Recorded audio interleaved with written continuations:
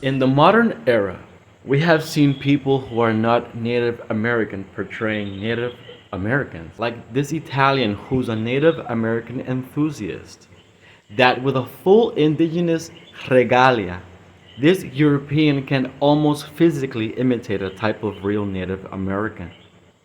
Even more recently, we have also seen Johnny Depp recreating exactly the same thing. So why can't an Italian play the role of a Native American? Obviously, not every person portrayed in this video is Italian. However, they may share key ancient people groups in common, such as the Neolithic farmers, Caucasus pastoralists, and Western or Eastern hunter-gatherers, which is the recipe for Europeans in general. But however, some of these people groups would also have ancient people groups that compose ancient Native Americans. Iron Eyes Cody appears more Native American as he gets older. Old age amplifies Native American features like smaller, saggier eyes.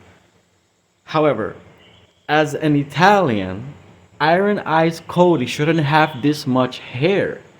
This means Iron Eyes Cody is an Italian with high levels of ancient North Eurasian DNA. This is also narrated by the seemingly thin, straight hair. However, we can remember this is a Hollywood act. Therefore, he could have had his hair made in such a fashion by beauticians and movie props. Italians are supposed to be high levels of Neolithic farmers, but not because they are higher levels of Neolithic farmers means that the farmers don't portray ancient North Eurasian phenotypes, because they also do. The difference we can ponder about is the discrepancy between North Italians, which should be more Altaic and high cheekboned, versus Southern Italians, which have more of Mediterranean type ethnicities within their gene pool.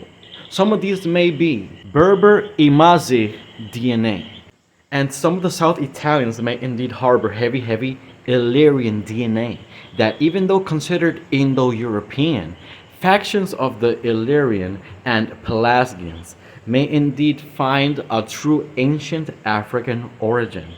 This is totally confirmed, especially by the presence of genetic haplogroup E among Albanians and Eastern Italy.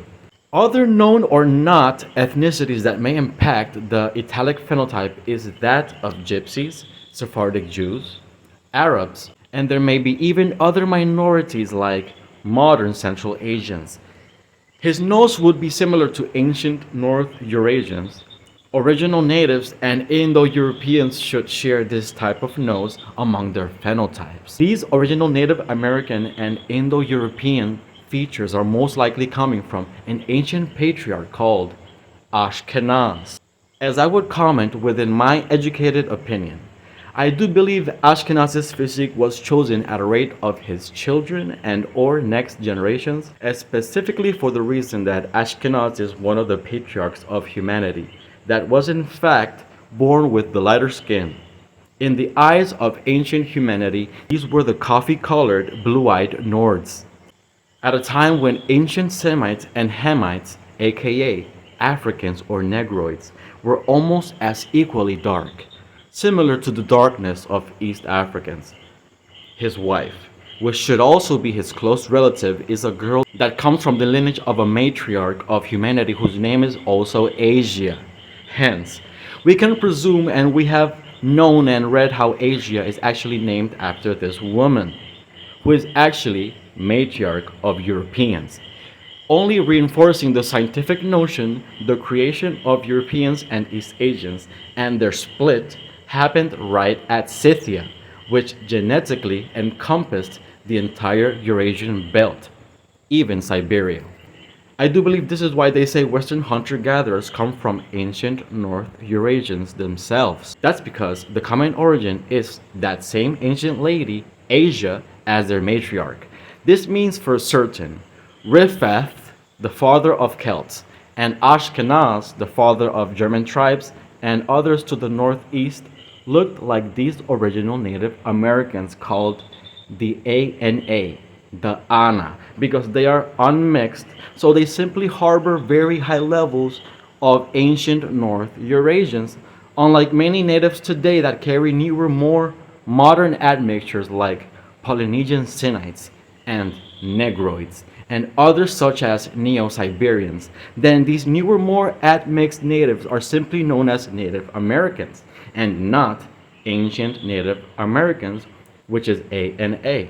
In conclusion, unlike Native Americans, these Europeans would carry higher levels of Western hunter-gatherers, meaning for every photo and appearance we can presume these actors of British or Italian descent have Native American features because they have a lineage in common, even Italians. Especially if they are a bit darker, like Olive, we can take away he might perform tanning and that he may have to shave perfectly every day.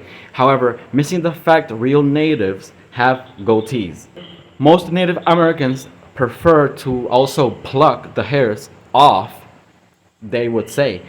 To the trained eye, we can observe even though he is obviously acting, a lot of people actually believed the act thinking he was a North native. The more younger his pictures, however, the more seemingly Mediterranean he appears.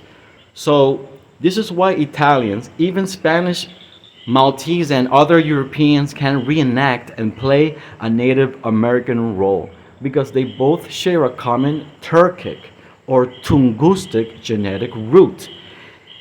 In the world of archaeogenetics, ancient North Eurasians and Paleo-Siberians are both considered Paleo-Siberians, even living in same camps. Their difference is the patriarchs and some matriarchs. While East Paleo-Siberians have Sinite female lineages, Western Siberians would have harbored more of the Western hunter-gatherer and Caucasus women, whom carry the common European skull dimension.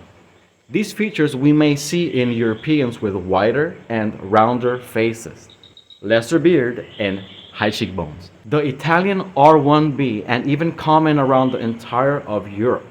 It is genetically proven to share a common, close, and connected ancestry with the lineages of the Native American haplogroup Q. But we can keep making the connections in another video.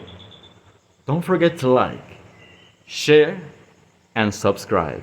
This is Abaketone Borike, and I'll see you on the next video.